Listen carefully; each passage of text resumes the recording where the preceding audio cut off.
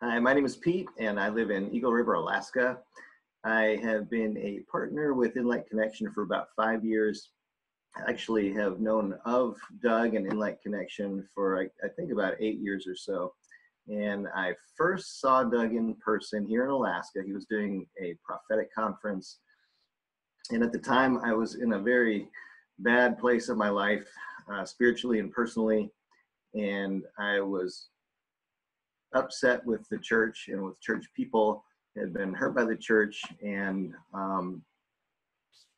just was in a place where I didn't really believe that anyone up on stage was being truthful. I would hear people preach, and it seemed, a lot of it seemed either too good to be true, or fakey, or not genuine, or judgmental.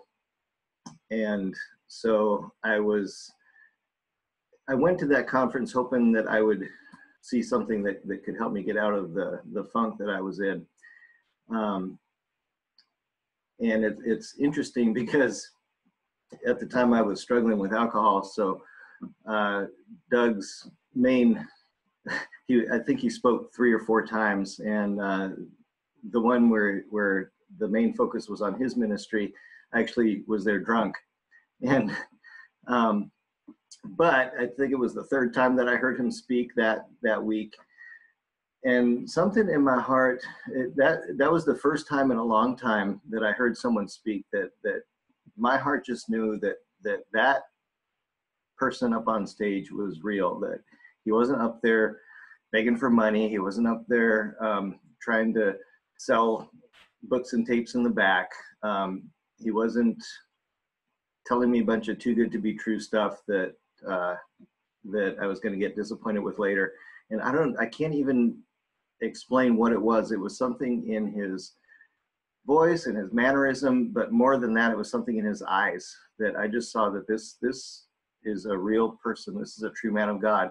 So I went up after the service was over, and with my drunk self, and slapped Doug on the back and said, "You're the real deal." So that was the first time I actually interacted with Doug one-on-one in person. And unfortunately, I still kind of went further downhill after that, but eventually I came back, and I forgot that I had signed up to be on Doug's mailing list, his email list. And I noticed in my junk mail box I had something from InLight Connection. I don't know what made me open that email, because by that time I had forgotten about Doug and InLight Connection.